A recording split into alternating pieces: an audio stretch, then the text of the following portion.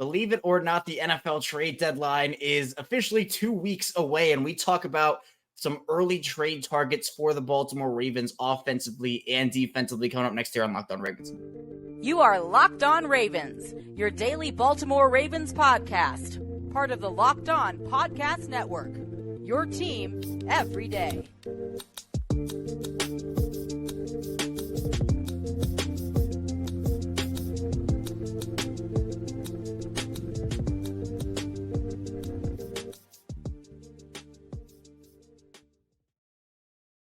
Welcome into another episode of Locked On Ravens. We're your daily Baltimore Ravens podcast here, and I'm your host here, Kevin Oestreicher of Ravens Wire, of course, coming to you from the Locked On Podcast Network, your team every single day. As always, thanks so much for tuning in today, making Locked On Ravens your first listen every day. Free and available, as always, all podcasting platforms, including in video form on YouTube and audio form wherever you get those audio podcasts. Today's episode of Locked On Ravens is brought to you by Gametime. Download the Gametime app, create an account, and use code LOCKEDONNFL for $20 off your first purchase. Last minute tickets, lowest prices guaranteed. And we have our Purple Friday guest coming to us on Taco Tuesday. It's former Baltimore Ravens wide receiver and Super Bowl champion Qadry Ismail in the house after a big win across the pond. Q, the Ravens take care of business 24-16. Wasn't necessarily the prettiest game ever, but I don't think any of those national abroad games are. It can sometimes take a little bit to get used to London. The Ravens get out there on Monday. The Titans come in on Friday. And who knows, maybe the time difference did play a factor in who won this one, because even though it was a sloppy one, the turf, as we talked about, we heard some complaints after the game about it. Some slippage over there too. Nelson Aguilar slipping on that touchdown. Should have been a touchdown earlier. But the Ravens moved 4-2, and they're 1-0 in week 6, and that's what matters. I look at that game as a game where, one, you had to win, period, if you think you're a good team. Two, the fact that you got out to a early lead and you lead the NFL in games where you've lost double-digit leads. So you needed to exercise those demons. And then three, what looked awesome to me was the rugby element of it all.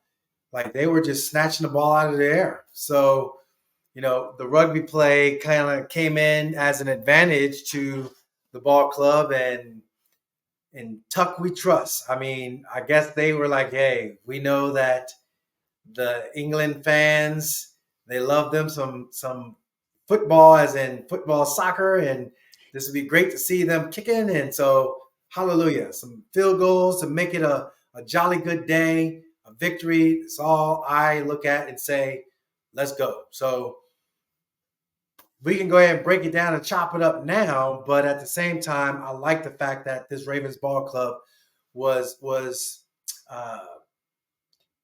they had a desire to win, and they pulled it off. And I think they understood themselves that it was a bounce back. They definitely understood that they couldn't play the way they did in week 5 against Pittsburgh with all those drops and all those miscues and come out with a win. And you're right, they put up an 18 spot in the first half, but then you kind of start to see some turnovers, the Lamar Jackson interception, and then the 3 and outs, and the Titans kind of hang around, and the momentum starts to shift a little again, and you're thinking, oh man, is this what's going to happen again? But then Geno Stone comes up with the huge interception, turns the tides back into the Ravens' favor, and they were able to kind of do what they needed to end the game and come out of London with a victory. But with the trade deadline being 2 weeks away, Q, I think they're starting to, that trade conversation is starting to pop up a little bit. And there are all these hypotheticals. Obviously, nothing has happened yet. But under Eric DeCosta, I think there has been more of, I don't necessarily want to say a need, but I think that the team has been more aggressive when it comes to going out there, especially with the Roquan deal last year. They trade a second-round pick, which is pretty unheard of in Baltimore circles, to go out and get a guy like that, a big splash. And this year, there are a couple of positions that people are starting to identify as, hey, what if the Ravens went out and made a medium splash or even a big splash? And I think one of those is the running back position, where J.K. Dobbins goes down for the season. Gus Edwards has 2.6 yards per carry. I think the stat was, I'll pull it up right now, but 2.6 yards per carry for Gus Edwards in this game. Justice Hill, I think, has looked really good. He's looked explosive, quick, and twitchy out there. Keaton Mitchell comes back. John Harbaugh said that, he'll probably get involved at some point. But the names that are starting to pop up are like these big fish names, Saquon Barkley and Derrick Henry, Josh Jacobs. There are these running backs that, in Jacobs and Barkley's case, I mean, it's kind of the same situation with J.K. Dobbins, where they're not signed to long-term deals yet, and the Ravens had a hesitancy of paying J.K. And I know it's different with the injury stuff with J.K. versus, Saquon and Josh Jacobs. Derrick Henry is, I guess, for running back situations, on the decline in terms of his age, and the workload's been very high in Tennessee. But I'm assuming, Q, you'd probably have to give up a second-round pick for one of those guys, plus maybe more. Is that worth it to you? Or would you rather run through the rest of the year with Gus, Justice, and Keaton Mitchell? If I know the Ravens, and if you're looking at, what we saw happen with regards to paying the running backs, Eric DeCosta is not going to make that deal. I could be wrong, but right now, as I see it, it doesn't seem like it is an Eric DeCosta type of a move, because you reference Gus Edwards, to 2.6 yards per carry. But then, if in my mind, I look at it where you'll also see, I think it was a third and short or second and short. And literally, as he's going to the line of scrimmage, Ronnie Stanley is getting pushed back into the line of scrimmage. And I think it was either back to the line or no gain, as in loss of yards. And so while that was an easy, obvious rundown, should have been an opportunity for him to at least get into the second level, you saw it was stalled out because of Ronnie Stanley not being able to be stout at the point of attack. It's those type of plays that we've been seeing, that it's not necessarily running backs, because then we do see where they got good mesh points, they got good vision, and they do get up into the second level. You do see Justice Hill, he had some fumble issues. He corrected it over there in England, and he looked good. He looked the part. Keith Mitchell is one of those guys where I think special teams matter. Let him kind of, do what he does as far as trying to, do his thing on special teams and get it done, period. So the big names in this particular case, like Saquon, he's an injury-prone guy. He's coming off a high ankle sprain. You talk about kicking the tires with, the guy you just finished facing, and King Henry, in my mind, he still got it, but I don't know. I don't see his style fitting what the Ravens are trying to do. And then you look at, Josh Jacobs, he's intriguing, but at what cost? That's kind of like where I'm at. I see the running back room looking good. Let's not mess it up and fumble the ball away. Let's be stout at the point of attack. If you can do those things, then you're going to earn my trust to kind of keep the running back room status quo. Right. And it's not like the Ravens have been an abysmal run team this year to the point where you're saying, oh, well, they have to add someone because their guys aren't getting it done. Even though Gus Edwards, I think, has had, I don't even want to say it's a slow start, because I think he's been fine for them. But I think compared to what we're used to with the 5 yards per carry career average for Gus and some of the stuff that we've seen, I think Justice Hill he's looked great this year. Gus Edwards has been fine. The Ravens right now, in terms of yards per attempt, are right in the middle a little bit in terms of rushing. They're 12th in the league, so right outside of being a top 10 unit through 6 weeks. To me, I think if you're going to spend that high draft capital, if Saquon gets added to the Ravens, if Derrick Henry, Josh Jacobs, it opens up the offense a lot, especially with what some of those guys can do as pass catchers and their ability as a running back, and just to be in a rotation with some of those other guys. But I think that draft capital could be spent better elsewhere. If you were to make a running back trade, Zach Moss from the Colts might make a little more sense to me, just because it would cost less. It cost maybe a fourth or a fifth, because Jonathan Taylor's now locked up long-term over there. So maybe the Colts say, you know what? Zach Moss is great, but maybe they could get a mid-round pick for him. But it also goes to show, Q, I think some of the fan base is a little, I don't even know the word, a little not so put together with the wide receiver room, where there is some hesitancy right now with it, considering the starts that both Odell Beckham and Rashad Bateman have had. Now, Zay Flowers looks great. I think he's the number one receiver right now.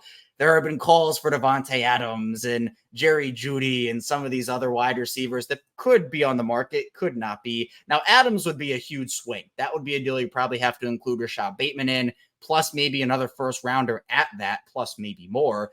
Jeudy is obviously disgruntled over there in Denver. I don't know if a change of scenery would do well for him. I don't know if there would be room for him in this Baltimore wide receiver room. We've talked for so long about the Ravens needing to add wide receivers. And then they finally go out there. They get Odell. They get Zay Flowers. They bring in Nelson Aguilar. Do they need to add even more with the start they've had, or do you think they should ride it out with their guys? I think they should kick the tires, explore, and what gets me is, what does practice look like for the receivers? What does the overall mood of the room and the temperature of the room look like for the receivers? And I say that because if there is a scenario where they're having some clean practices and they're just balling, then, it's going to be hard for me to let them go, because I know that Pittsburgh game is an anomaly. If they're inconsistent, then I do look at the Pittsburgh game, and then I do look at saying, okay, what are we doing here as far as trying to get this team to perform and do their thing? That's where, for me, I guess I'm kind of not cold on the idea of looking at a receiver. But like, if it is a guy, or, definitely not Jerry Jeudy. I think, he's probably frustrated in his positioning, but, he doesn't, I don't know. It doesn't seem like a guy that's going to be staying healthy. I think he's just a faster version of, Bateman. Davante Adams, I could see, for me, I love route running. I love how he does his thing, and he's valid. He's like that dude. Like, man, okay. But I don't know what they're willing to give up, because they gave up a lot to get him. So what are we doing in that regards? And who else was the other receiver we wanted to talk about? Just those two. I think that those have been the two names. Adams, if we talking, shoot, all right, Bateman, power to the people, bruh. I'm out. Yeah, Davante, come on in. I mean, that right there. Good God, man. Yeah, Davante is he's that dude. I like his game. I like the way he runs. I like the way, he's seemingly always open. And that's something that I think would be a difference maker in this division. That would be one of those needle moving moves. Like the Packers were able to get a first and a second rounder for him from Las Vegas. So the Raiders, if Rashad Bateman is in that conversation, I think it would only make sense to add a Davante Adams if you were to move on from a Rashad Bateman, just because at that point you're taking away probably Bateman's snaps. And for a lesser wide receiver who you would bring in that's not a Davante Adams, where does he kind of fit into that equation? Plus with Bateman, I mean, a team would take a chance on him. At least I believe there's still potential there. A team would take a chance, whether it is at this trade deadline or in the offseason, but his value isn't sky high right now because he's not performing necessarily great. So if they decide to trade him now, could they get the most for him? I mean, I still think there is time for Rashad Bateman in Baltimore, but obviously the start hasn't been necessarily super encouraging with the health and some of the production or lack of that we've seen. Coming up, we'll wrap up the offensive side of the ball, trade targets, and get into defense. So we should have stayed tuned. Plenty to talk about on Locked On Ravens. First, this show is sponsored by BetterHelp. And there were a lot of times in my life when I knew something was good for me, but my brain kept getting in the way. For example, sometimes I would try to fall asleep at night, but my thoughts were racing and it ended up keeping me awake. And sometimes your brain can feel like it is getting in your way. So if you ever feel like your brain is getting in its own way, if maybe you know what you should do, what's good for you, but you just can't do it, therapy helps you figure out what's holding you back so you can work for yourself instead of against yourself. And therapy is beneficial for so many, and it gets you a ton of good benefits. And there are plenty of broader benefits as well, such as it's helpful for learning positive coping skills, how to set boundaries. It also empowers you to be the best version of yourself. And it isn't just for those who've experienced major trauma.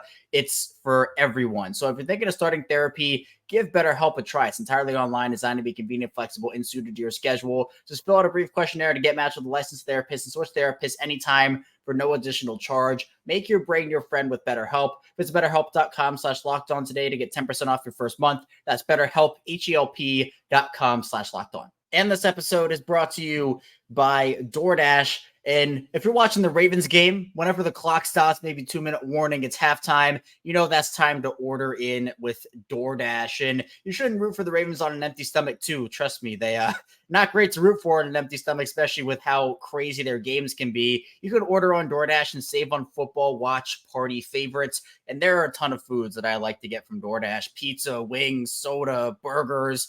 You can get so much over on DoorDash, and you can get it all delivered without missing the game as well. Or you can even order chips, dips, nachos. You get those game day snacks, which are awesome. You can order everything you need to make your own nachos on DoorDash and get it all delivered without, again, missing the game. And you can get all your favorite restaurants and stores, from retail to grocery. Those are all over on the app, so you can shop everything you need to get the game day ready. Get 50% off up to $10 value when you spend $15 or more on your first order when you download the DoorDash app and enter the code LOCKED23. Subject to change, terms apply. Again, that's 50% off up to $10 value when you spend $15 or more on your first order when you download the DoorDash app and enter code LOCKED23. Subject to change, terms apply. Again, don't forget to use code LOCKED23 for 50% off to the $10 value on your first order when you download the DoorDash app and spend $15 or more. Subject to change, terms apply. We're back here, our second segment, Locked On Ravens. Kevin Oestreicher still here with Qadry Ismail. We talk running backs and wide receivers with those early trade targets. Now, this one is more of a positional conversation. The offensive line is one, when I talk about trades, I think it's harder to trade for offensive linemen because literally every team needs offensive linemen at this point. And so teams aren't really as willing to give up even depth pieces at this point.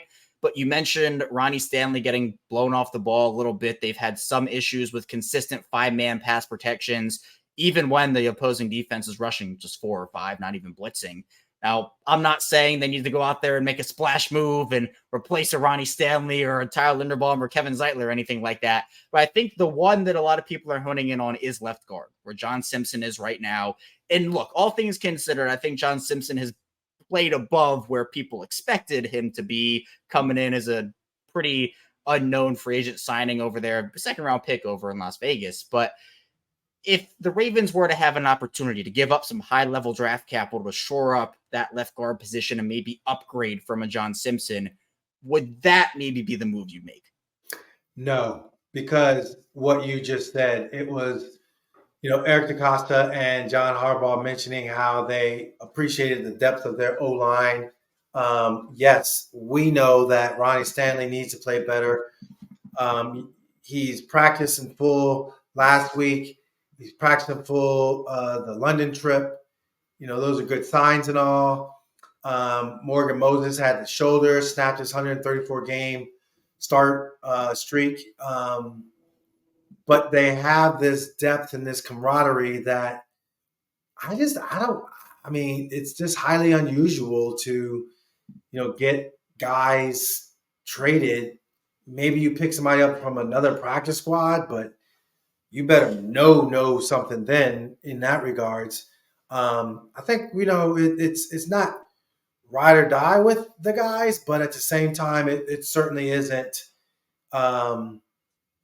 Yeah, I like in my mind, like I'm like, the landscape of depth and expense, you want to have value at that offensive line position across the league because of, like you said, injuries happen at a moment's notice. You need your backups to be ready to go. So I would throw caution of optimism out the window because of just depth. And I think the Ravens have good quality depth when it comes to the offensive line. And I can kind of make a scenario based off of what the Ravens have. Like, that's Patrick McCary, for example, right? Doesn't start for the Ravens and everybody's fully healthy. He's one of the better backup offensive linemen in the NFL. But Q, what would a team have to offer the Ravens to get, and if you're the GM, what would a team have to offer you to get up off of Patrick McCary? Man, for that versatility and all that, shoot. Either you're giving me like 2/3 and a 5th rounder, or shoot, give me a 2nd and a 7th.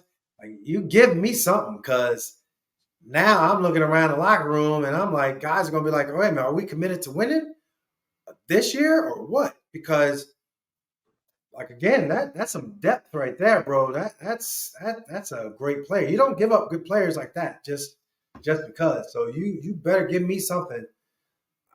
I'd be like, nah, I like our chemistry. Right. And so, yeah, exactly that. Where I know the Ravens aren't rebuilding right now, obviously, and they're not just trying to get some draft picks, but it's the same concept where even good backup offensive linemen will probably cost a lot more than some of these other positions because everyone needs offensive line. So my philosophy with offensive line, and I think it's this way throughout the league, is offensive line usually is a free agency and an offseason thing where you kind of shape your offensive line in the offseason because the price of trading for it during the season just skyrocket. So if there was an offensive move, I'd expect running back or wide receiver over offensive line. But honestly, Q, I think defense is where I look personally. One of the positions is edge, where we heard from John Harbaugh yesterday, said Odafe Owe is close. David Ojabo will work his way back from his ankle. And we don't really know a lot about Tyus Bowser right now. I know John Harbaugh left that up to Tyus. I think Tyus is sitting there riding on a high hog of thinking he's doing something, but you got a non-football injury, so that means you're not getting paid, and you're over in England while everybody's outside practicing. You're inside touring the castle. Like, what the heck, bro? You need to recognize. Yeah, so hopefully everything's good with him, but there was not, I don't know, the answer wasn't too optimistic, I felt like, from John Harbaugh about Bowser. But there have been some questions about, what if the Ravens went out there and put a needle mover on their defensive line? Brian Burns from Carolina, Danielle Hunter from Minnesota, Chase Young from Washington. There have been a lot of those names that have been put out there in terms of, what if the Ravens made this move? Now, Jadeveon Clowney has been everything and then some for the Ravens after signing. Kyle Van Noy's looked really good as well. But do you think that maybe if the Ravens had an opportunity to trade a 1st and a 2nd for Brian Burns or a 2nd for Danielle Hunter, we'll get one of those premier edge rushers to Baltimore, is that the move you make at the trade deadline? Those names have been kicked around, and I don't really know their games personally to detail it out. But since those names have been in the circles, obviously you're talking about Carolina not being a team that's they're just rebuild totally. Because good God, I'm thinking they're still winless, and they got a young quarterback. So maybe perhaps Burns could be, a guy that you would look at and be like, oh, there's possibility there and all the things. But, when I look at what they did with Kyle Van Noy, I look at what they did with obviously bringing in Jadeveon, like those were veterans that, in my mind, they obviously were street free agents. So that, trade-wise, it wasn't necessarily, but just for the fact that you picked them up, that to me shows that they were like ready to go in your system. You kind of knew them. And I think the young guys, like, it just seems like Odafe is going to be back. I think they're going to move on from Tyus. But David Ojabo, I guess we don't know really, what his flow is, because he's on IR, and so there's going to be some games that have to be missed just to honor the IR code. So I would strongly, I guess if there was I know I smile with Devontae, but man, Devontae Adams is Devontae Adams. Whereas I think, these other guys would definitely be, on the radar. But Kyle Van Noy and Jadeveon, like both of those guys, have been more than filling the gap type players.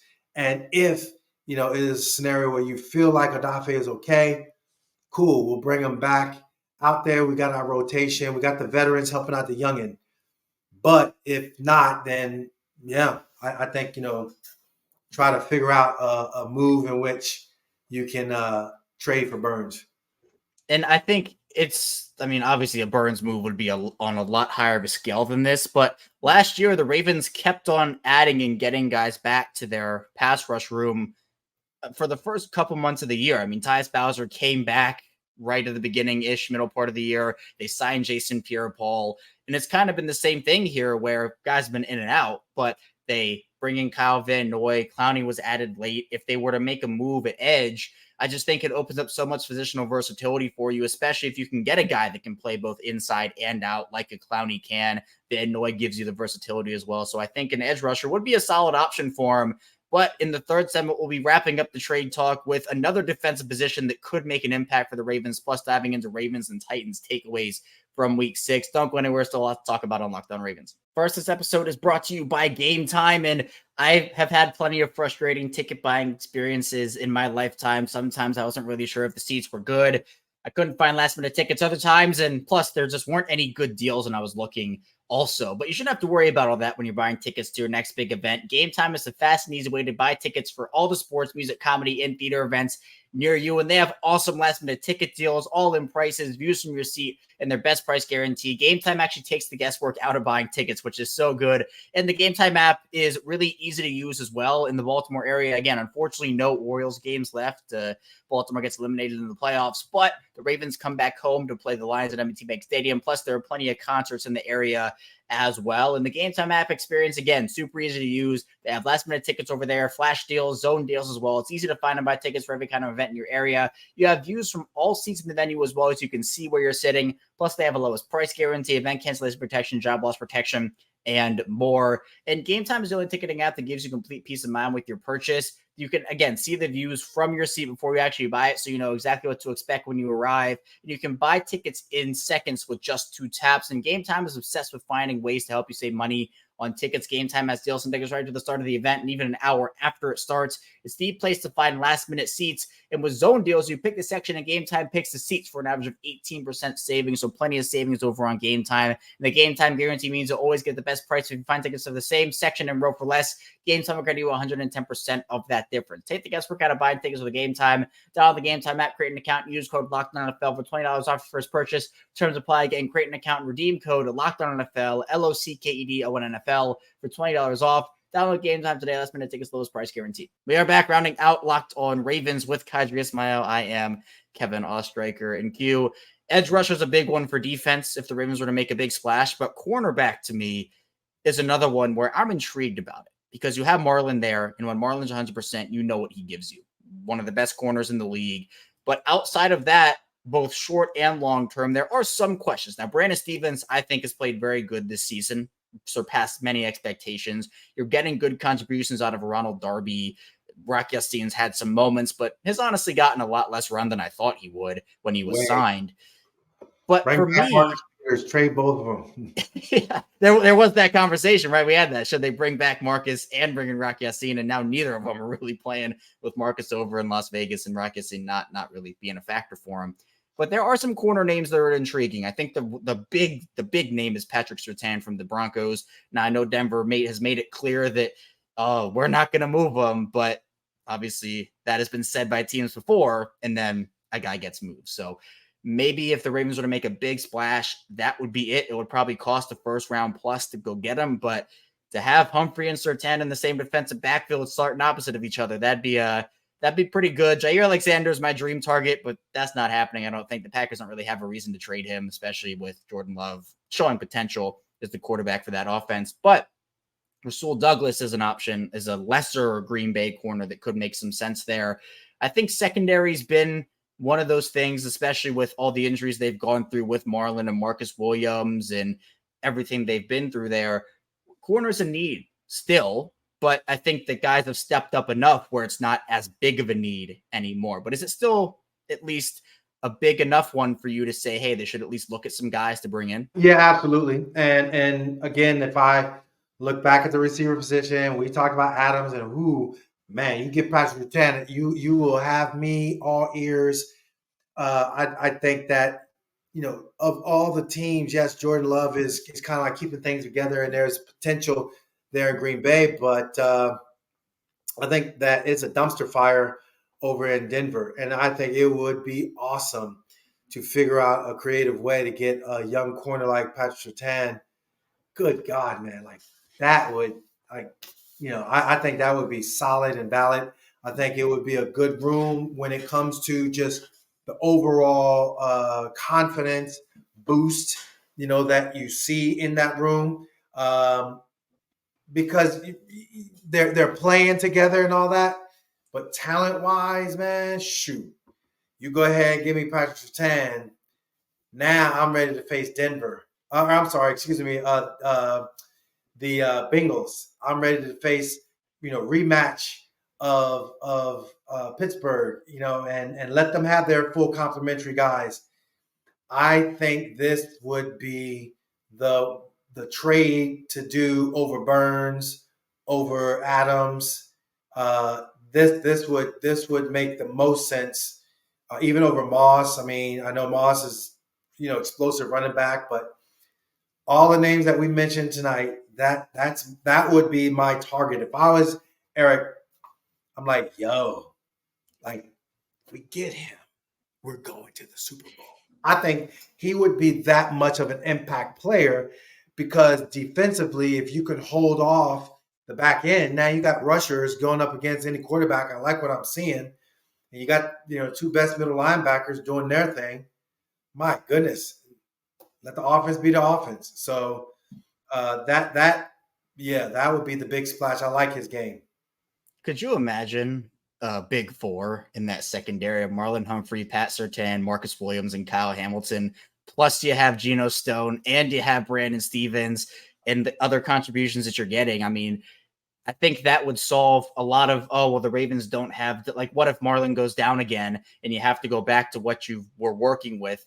You would have Pat Surtain. And you would still have, it would be 2 number 1 corners plus 2 elite safeties and elite depth. So I'm with you. If Denver were to move off of him, and look, I don't think Denver's going anywhere. I think they need to start to retool and move some of their guys because I don't think They've already let go of some of their linebackers. I know Franks was one of them, and I forget the other kid's name, but man, I mean they're recognized. Oh, we need to rebuild and retool and all that. Yeah, okay, let's go ahead and raid the hen house and see what we can get. Right. Yeah. It was Randy Gregory, I think. And then Frank Clark was the other one. So yeah, I mean, you don't do that unless you understand that you might not be going anywhere this season and that they might have a long road ahead. And if they want to recoup some good draft capital, Surtain will fetch them a good package. But I think that that's a move you can make as the Ravens. And it wouldn't just be like Roquan. It wouldn't just be this year thing. I think you'd make that move with the intention of giving him a big contract, and you could make that happen. But the Ravens did play on Sunday, Q. It was a 9:30 early start Eastern time. They pull out that 24-16 one. I want to get your thoughts on the game as a whole because, again, fast start for the offense, 18-3 at halftime, but then the Titans hang around in this game as the theme has been. The Ravens go 1 for 6 in the red zone touchdown conversion percentage-wise. Justin Tucker, the man of that game, with 6 field goals. The defense, I thought, played pretty well overall. But I think they got tired a little bit towards the end, and that will happen, especially if, 1, your offense puts you in bad spots, and 2, you have Derrick Henry on the other side who you got to get down, which is not easy by any stretch of the imagination. How good are you feeling after that game? I loved it. I loved every bit of it. I recognize that not every game is going to be clean. Absolutely, this was a game, an opportunity to put a team away. Couldn't do it when it came to red zone wise. And so you had to settle for those field goals. But I loved it. I love the fact that you saw an aggressive defense. The fake reverse got a lot of guys flowing in one direction, got them out of running lanes, and it gave Derrick Henry enough to scamper all the way down into the red zone and obviously, get them up on the board with points afterwards. So I feel, are proving they can get to the quarterback. Geno Stone, what a terrific just job he's done, being Johnny on the spot this time. I like how he was running it back this time. He's like, screw all going to the side. I'm cutting it into the middle and trying to make some moves, and kind of reminded me of a little Ed Reed there because I know he was saying how he was teased a lot because he should have scored on the Bengals interception and kind of ran straight to the sideline. But the way in which the offense creativity was still evident, but then when it came to red zone, lack of scoring, like that was a concern. So people were like, well, yeah, but it's like a trend now. And I'm like, nah, drop passes are one thing, but just can't execute, is another when it comes to what we saw against this defensive front of the way in which the Titans were getting after Simmons and company. Like, man, them dudes, they were the real deal. But I think this is something where it can clean up and use it as a springboard to get better. Why? Because of the fact that you were able to get a victory and you did some really positive things. So yeah, that's my take on it. It was good that they got there early, good that they had their adjustments, and now it's back to business. But that back to business, really, really good Lions ball club that you needed this win to stack so you can get to 4-2, and hopefully, after this week against the Lions, what are you, 5-2 now? That would be great. Yeah, it'd be huge for them to get that win. And look, if they were to win one and lose one from that Titans and Lions stretch, I would want them to rather lose the Lions game, because with the Titans win, you get an AFC conference win, which obviously you don't want to lose to the Lions. This will be a big test for them coming up in week 7, but hopefully the Ravens will be able to get back into the East Coast state of mind after being abroad since Monday, and they'll be able to pull out a big one, because I think it'd be really important for them to do so. But Q, I appreciate your time. Thank you so much for joining me here on this Tuesday. When we get back next week, I mean, this team could be 5-2. They're right now in sole possession of first place in the AFC North. They can continue that trend and hopefully pick up a big statement win against a really good Lions team. Yeah, again, it's a home game. You want to defend your home turf. It's been a while since you played at home. I think this would be a great opportunity to establish who you are as a ball club. Yeah, 100%, especially with what the Ravens have gone through, I think, inconsistency-wise. We saw it last year, right, where they had this win-loss thing. I don't want them to get back into that pattern where, again, it's kind of been the same thing. They lose this Lions game, it's back into that win-loss. So it'd be nice for them to string a couple of nice wins together, especially with the stretch coming up here in the next couple of weeks. But Q, again, I appreciate you. Be sure to follow him over on Twitter at I am Qadry Ismail. That link will be in the description down below. Coming up tomorrow on Locked On Ravens, of course, more Ravens content here, so be sure to stay tuned. I'll see you right back here tomorrow on Locked On Ravens.